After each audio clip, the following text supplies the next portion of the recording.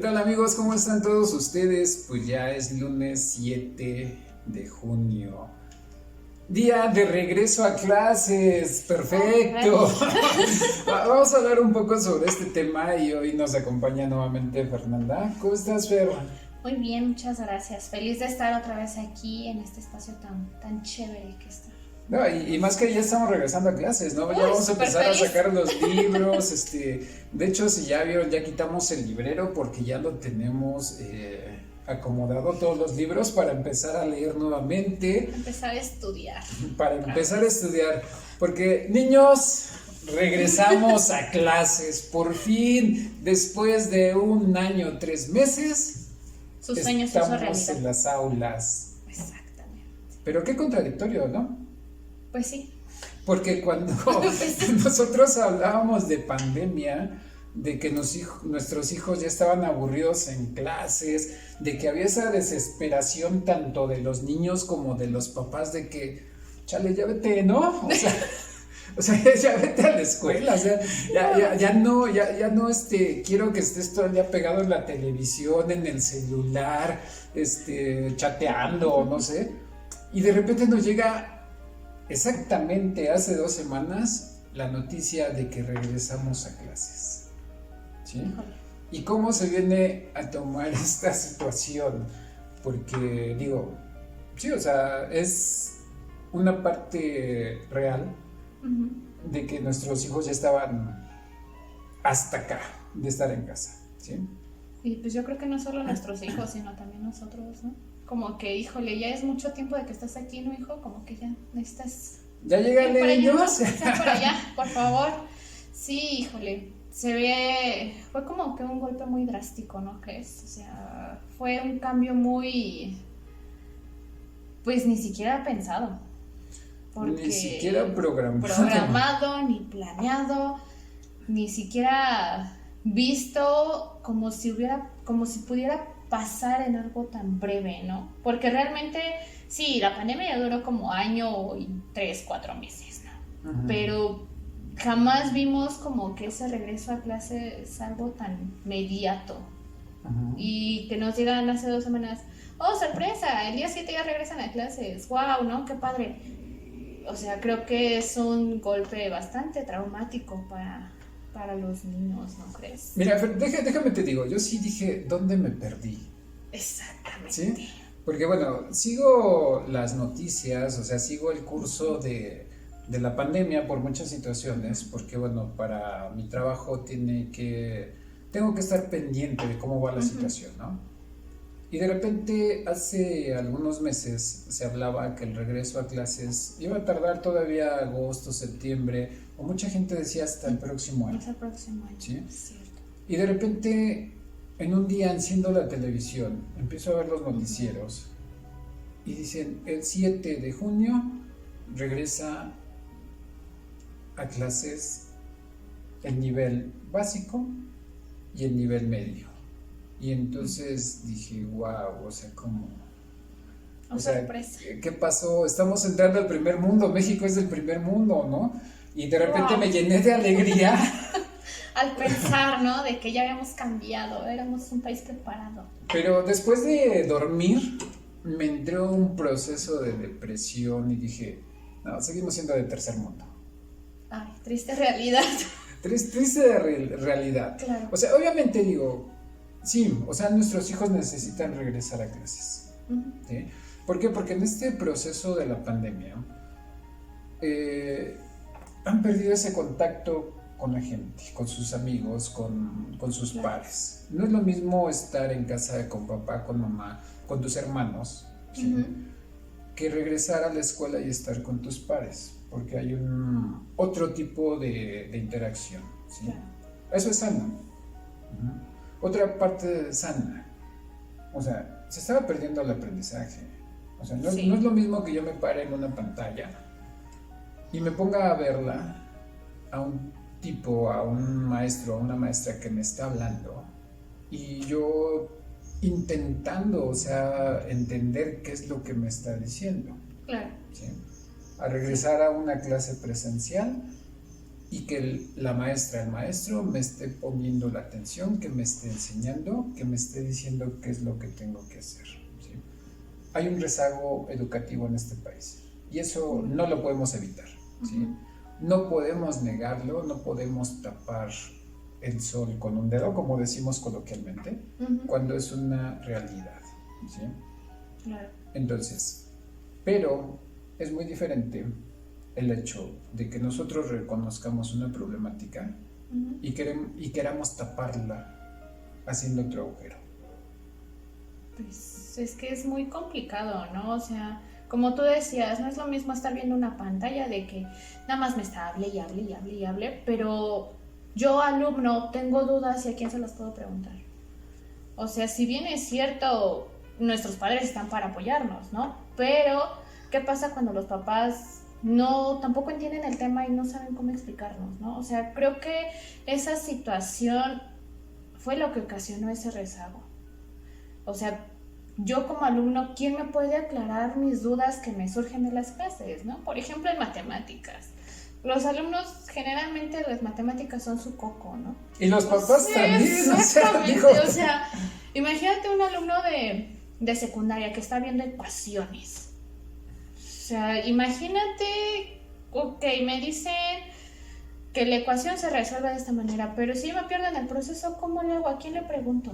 ¿Cómo regreso las clases para volver a verlo? Bueno, yo por eso estudié psicología, porque, o sea, cuando yo estudiaba matemáticas, o sea, ni teniendo al maestro enfrente, o sea, y más cuando entras a esa parte de los quebrados, de las ecuaciones, o sea, todo ese rollo, ¿no? Pero bueno, aquí la situación es, o sea, ¿qué estamos haciendo? Porque como padres, o sea, tenemos una visión, como autoridades tenemos una visión, ¿sí? Exactamente.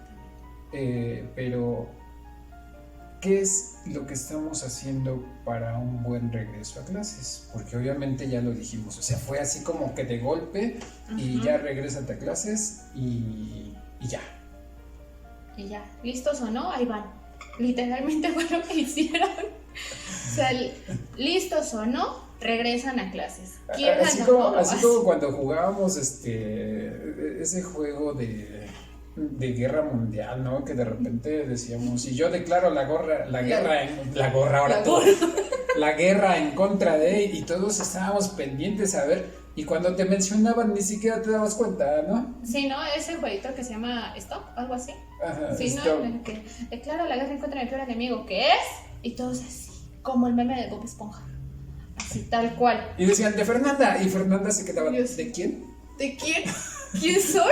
O sea, sí, exactamente. O sea, fue literalmente lo que nos pasó con el regreso a clases. Exactamente. Cuando todos estábamos pensando que iba a haber una programación, que iba a haber una planeación, que iba a haber una limpieza de planteles, un protocolo para seguir. Ajá, de y seguridad. resulta, qué sorpresa, en 2 semanas hicieron su planeación, hicieron su protocolo, o sea, hicieron su plan todo estructurado. Sí. Pero resulta que, triste realidad, no hay nada de esto. Bueno, vamos a hablar en serio porque, o sea, ya creo que me voy a tener que poner serio en este momento. Okay. O sea, ya no me voy a reír. Voy a ver a la cámara fijamente y voy a decir algunas verdades. México no está preparado para cumplir con los protocolos de seguridad y de sanidad impuestos por la Organización Mundial de la Salud. Bueno, no impuestos, sugeridos. Sugeridos. ¿Sí? En México tenemos un rezago en la infraestructura de nuestras escuelas del 50%. El 50% de los planteles en México no están en condiciones para regresar a clases. Exactamente. ¿Sí? Y no hablamos solamente de infraestructura, no hablamos solamente de salones. Estamos hablando de cuestiones básicas de lo que es la higiene. Agua potable para que nuestros niños estén lavando constantemente las manos como exigen los protocolos, ni sanitarios. Exactamente. Mobiliario. Tenemos 1 año, 3 meses sin ir a la escuela, o sea, ¿cómo está el mobiliario? O sea, también hay un deterioro, ¿no? Exactamente, no fue fueron pocas las escuelas que pudieron mantener un mantenimiento adecuado a las instalaciones, al mobiliario, a toda esta situación de la infraestructura. Pero, ¿qué pasa, por ejemplo, con las poblaciones de escasos recursos? Con ¿Qué las va a escuelas pasar ahí? rurales. Exactamente. O sea, realmente estamos hablando de escuelas pequeñas, donde hay una gran población de niños, pero que no tienen un acceso a agua, por ejemplo. Que se pasan, por ejemplo, semana y media sin agua. O que simplemente no tienen papel higiénico. Saludos a mis amigos de Iztapalapa. No sé por qué, pero me acordé de Iztapalapa, ¿no? Exactamente. O sea, ¿qué pasa en esta situación? ¿Cómo nosotros, padres, vamos a poder mandar a nuestros hijos confiados, seguros de que no se van a contagiar en esas instalaciones?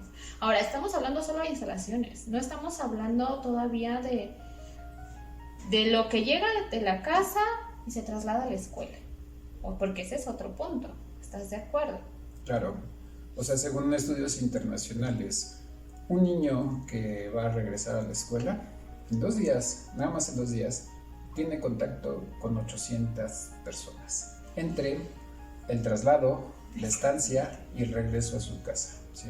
Estamos hablando de 400 contactos diarios, ¿sí? Entonces, ¿por qué 2 días? Porque es lo que están marcando de protocolo. ¿Qué te parece si hablamos un poco del protocolo, Fer? ¿Qué es un protocolo? Porque ya no sé qué sea un protocolo, porque, o sea, yo escucho de autoridades una cosa y después otra y escucho que el protocolo, entonces ya me confundí. ¿Qué es un protocolo? Mira, el protocolo en teoría debería de ser toda una planeación estructurada de llevar a cabo un cierto proceso. Existen protocolos de muchísimas cosas, ¿no? Incluso protocolos de etiqueta. Pero en este caso es un protocolo para regresar a clases. ¿Qué tendría que conllevar todo este protocolo? Tiene que conllevar horarios, tiene que conllevar reglas de higiene, reglas de sanidad en esta situación, ¿no? O sea, por ejemplo, como ya sabemos, el uso de cubrebocas, el uso del gel antibacterial, el lavado constante de manos y toda esta situación. Dentro de este protocolo, de estas reglas o normativas, se tiene que poner todo eso de forma muy clara para que las autoridades y todo aquel que lea el protocolo tenga muy en claro qué es lo que se va a hacer.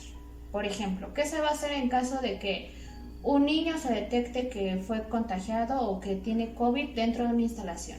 Dentro de ese protocolo es donde se va a especificar cuáles van a ser las medidas necesarias a seguir para en caso de que haya un contagio de COVID dentro de la institución.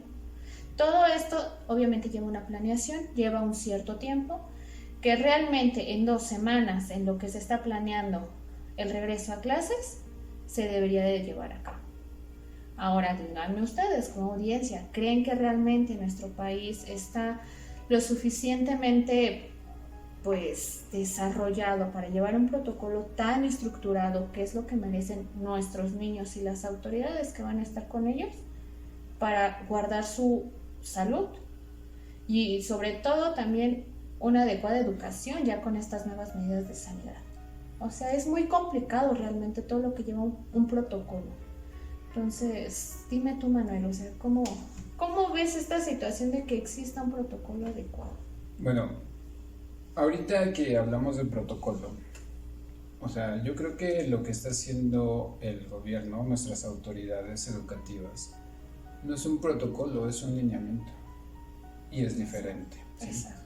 O sea, el hecho de poner normas, lineamientos para el regreso a clases no tiene que ver con esos protocolos, porque como tú lo dijiste, un protocolo es planeación, es programación, es vamos a hacer esto en tiempos así, así, así, y hasta el final tendrían que venir esta parte de los lineamientos. Regreso escalonado, ¿sí? O sea, no todos nuestros niños van a ir al mismo tiempo a la escuela, ¿sí? Vamos a dividirlos, unos que vayan lunes y miércoles, otros martes y jueves, y otros que vayan los viernes, pero que son los más rezagados en cuanto a educación. Lineamiento. Uso obligatorio de cubrebocas. Lineamiento, ¿sí? Mis hijas no aguantan el cubrebocas más de 20 minutos cuando salimos a calle. O sea, nuestros niños realmente van a tener su cubrebocas y su mascarilla durante toda la clase, es otra de las situaciones. Higiene. Bueno, o sea, ahorita hablo de higiene. Separación de... Una sana distancia. O sea, la sana distancia dentro del salón. Una banca ubicada en el centro y cada banca a 1 metro en los 4 costados, ¿sí?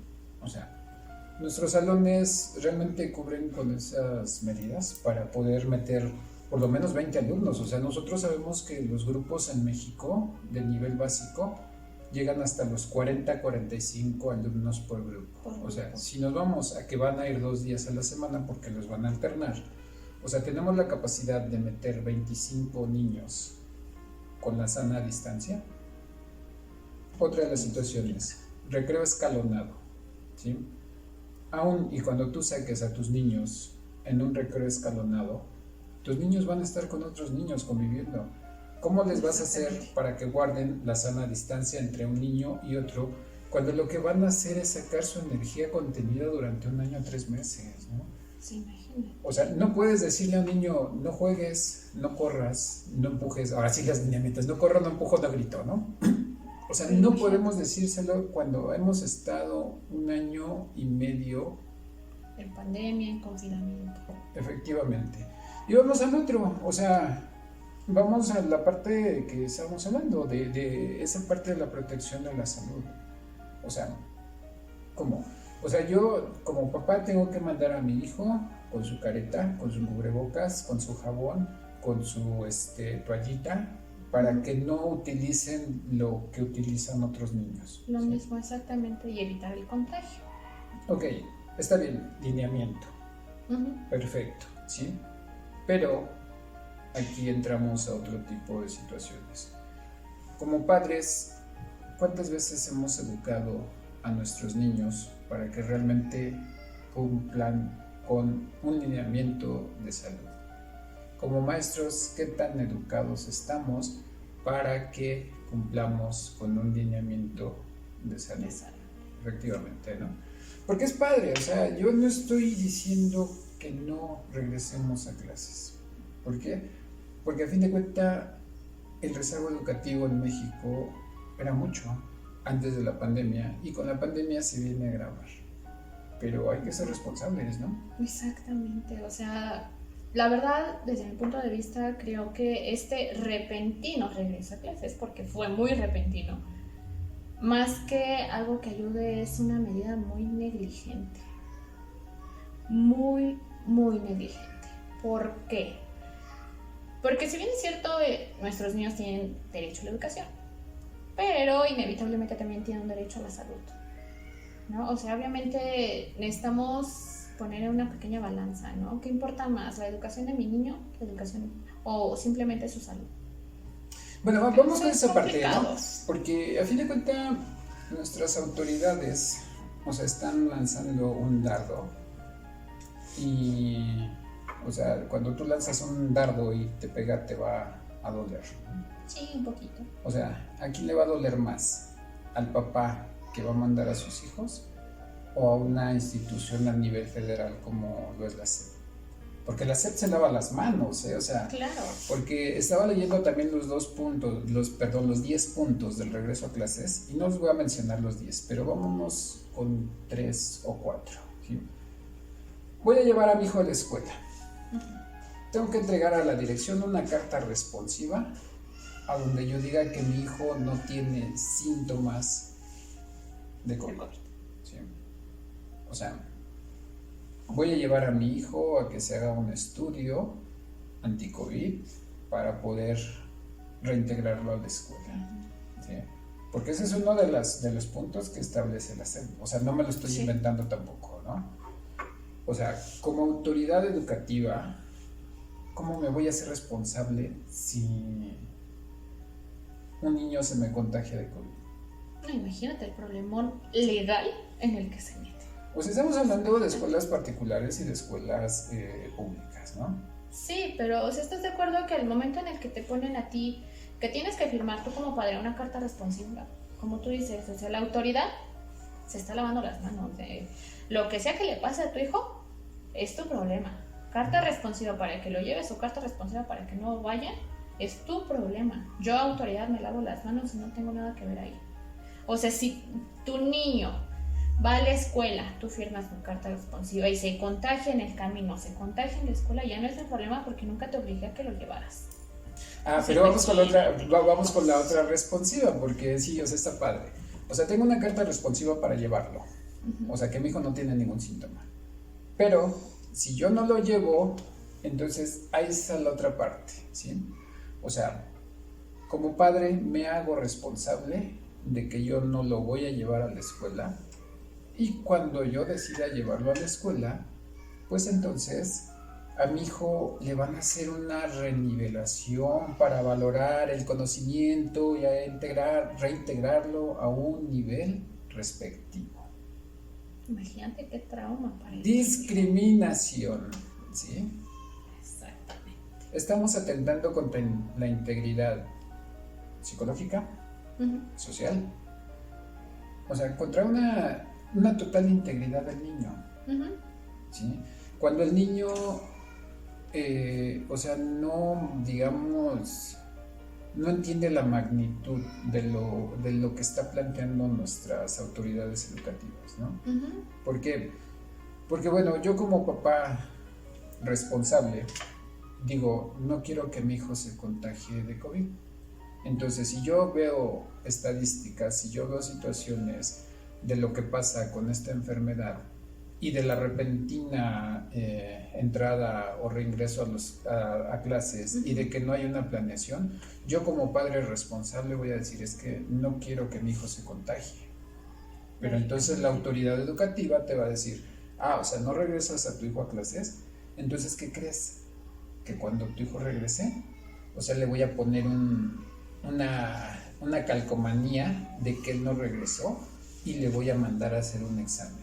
Y si tu hijo no está capacitado para estar en el grado que estaba, entonces lo voy a renivelar. O sea, si mi hijo estaba en ese momento en 5º grado y por situaciones X, Y, Z, mi hijo no aprueba una revalidación, me lo van a regresar a 4º. Imagínate qué trauma tan enorme para el niño. Imagínate, o sea, el niño ya teniendo en mente que él ya está en 5º año, al siguiente año ya pasa a 6º, ya casi sale de la primaria, ¿no? Y oh sorpresa, esa revalidación lo regresa a 4º. Imagínate qué trauma saber que va a convivir con niños menores que él, que muy seguramente le van a hacer bullying, que muy seguramente va a ser discriminado, y sobre todo ese trauma de que mis compañeritos sí pudieron pasar de año y ya yo me estoy quedando, ¿no? Ya van a salir y yo me quedo.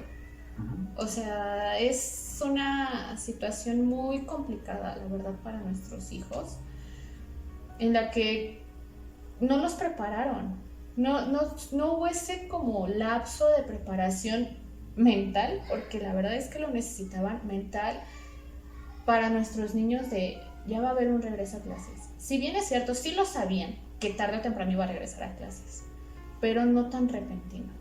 Sí, debe haber esa parte de la preparación también mental, o sea, porque, bueno, o sea, el hecho de tener que levantarme nuevamente a un horario, el hecho de tener que alimentarme, el hecho de tener que programar mi salida a la escuela, mi regreso, programar nuevamente el tiempo para tareas, obviamente debe de haber una preparación, porque si nosotros le decimos, ¿sabes qué? En una semana te vas a clases, cuando tenemos un rezago de 1 año, 3 meses, en el cual el niño se levantaba tarde, comía las horas que quería, jugaba videojuegos las veces que quería, veía la televisión las horas que quería, entonces hay que volver a readaptarlos. Y si no, ¿qué genera esto? O sea, un desorden en las actividades y por lo tanto un desorden en las conductas de nuestros niños, ¿no? Exactamente, y anexando a esto, o sea, imagínate que aparte de que se tiene que volver a mentalizar el niño sobre pues una vida normal, le tienes que anexar la preparación de sanidad que necesitan para evitar en mayor medida los contagios, ¿no? O sea, porque si bien es cierto, yo salgo a la calle con cubrebocas y mascarilla y toda la situación, 20 minutos en pleno calorón, o sea, es insoportable, parece un sauna para la cara. Se te cae el maquillaje, se te cae el maquillaje. Perdemos el glamour. Pero bueno, Sí, vamos con el último punto de estos 10, que bueno, o sea, son, digamos, Claro. esta parte de los lineamientos que debe hacer, ¿no? Pero a mí se me hicieron muy interesantes 3. Y decíamos, bueno, las cartas responsivas, porque los otros tienen que ver con esa parte del cubrebocas, del recorrido escalonado, de la suspensión de ceremonias y demás. Pero 3 en particular se me hicieron muy importantes. El último, protección de la salud mental del niño. Ok. ¿Tú conoces a alguien que ha fallecido de COVID? Sí, por supuesto. Ivette también lo conoce. Claro. Yo también conozco gente que ha fallecido por COVID. ¿Nuestros hijos han tenido pérdidas por COVID? Muy seguramente sí. Y sus amiguitos incluso, ¿no? O sea, hay quienes lamentablemente nuestros niños se enteran de que, por ejemplo, su amiguito con el que jugaba falleció por COVID. O sea, son golpes muy fuertes que los niños sin querer han tenido que pasar, ¿no? O sea, y a veces no sabemos ni siquiera si han tenido su duelo, si identifican bien qué es lo que pasó con su amiguito, ¿no? Porque si son niños, muchas veces no ven la realidad como nosotros adultos la vemos. Si se nos hace difícil la pérdida de un familiar, de un amigo cercano, o simplemente del vecinito que a cada rato lo veías y ahorita ya no está, para nuestros niños siento yo que es más traumático. ¿Por qué la pregunta? Porque revisando estos 10 puntos que da la Secretaría de Educación Pública, me encuentro con uno que, bueno, desde mi área yo vi muy importante: la atención a la salud mental de los niños, ¿sí? Porque obviamente va a haber muchos niños que van a regresar con esa carga emocional de la pérdida, de la no elaboración del duelo, del no ver a mis compañeros, del no ver a mi maestro que falleció, y lo remarca en este comunicado de 10 puntos: atención a la salud mental por toda esa situación traumática que se haya podido generar por la pérdida. ¿Pero quién lo va a hacer? O sea, porque sí, está muy padre plantearlo en el papel, pero ¿quién lo va a hacer? Porque, o sea, mis respetos para los maestros, porque son educadores, claro, pero no son profesionales de la salud, ¿sí? Entonces, mis respetos para los padres, porque han estado al pie del cañón con sus hijos, pero tampoco son profesionales de la salud mental. Entonces, ¿qué va a pasar cuando uno de nuestros niños regrese con toda esta parte traumática, con toda esta parte de duelo no elaborado, de ciclos no cerrados, y se tenga que enfrentar nuevamente a una normalidad? ¿Sí? Eso sí se los quiero dejar de tarea, padres, que lo piensen bien. Como siempre decimos, aquí hacemos un examen de reflexión, un ejercicio de reflexión, o sea, y no es crítica, o sea, realmente damos un punto de vista de lo que nosotros estamos viendo, estamos viviendo y cómo lo estamos pasando, para que ustedes también tomen en cuenta este tipo de situaciones y decidan, ¿sí? A fin de cuentas es para que ustedes tomen decisiones. Pero vamos a cerrar, Fer. Vamos a regresar un poco porque, o sea, hablamos de lo que eran los derechos del niño, ¿sí? Nuestros niños tienen derecho a una educación, pero también tienen derecho a una salud. Estamos en un punto medular y fundamental para enlazar estas dos partes de derechos. Desde la parte legal, ¿tú cómo ves estos derechos? Híjole, tienes muchísima razón. Los niños tienen derecho a una educación, tienen derecho a la salud. En el sistema legal, o en derecho, como lo quieran ver, siempre hay una balanza. En cualquier delito, regularmente siempre se ven involucrados dos bienes jurídicos. En este caso, pues siempre se tiene que hacer como que la balanza de qué bien jurídico es el que pesa más. Aquí tú me estás poniendo la educación y la salud. Sabemos que la educación es un derecho fundamental para el crecimiento del niño, sin embargo la salud va de la mano con derecho a la vida.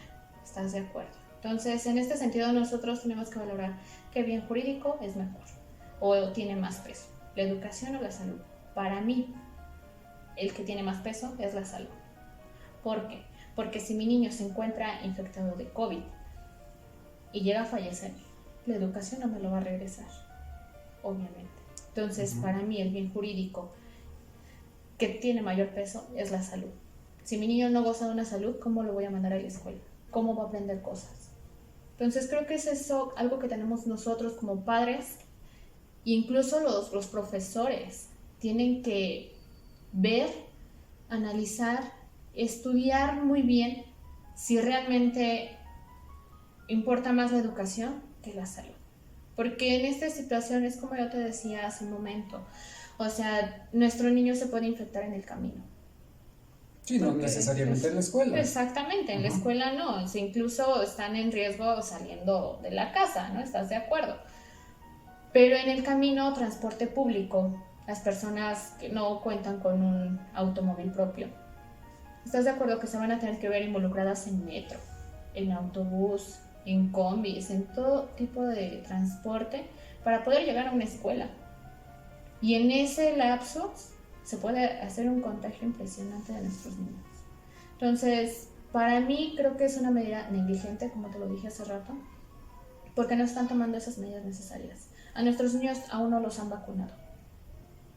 A los maestros sí. Pero ¿qué pasa con todos nuestros niños? ¿Que se los lleve la tostada o qué va a pasar? Y cuando, bueno, también estadísticamente a los maestros los vacunaron con CanSino, con el laboratorio CanSino. Y también viendo algunas situaciones de estadísticas, CanSino tiene una efectividad del 65% en la inmunidad. ¿Qué va a pasar con el otro 35%? ¿Sí?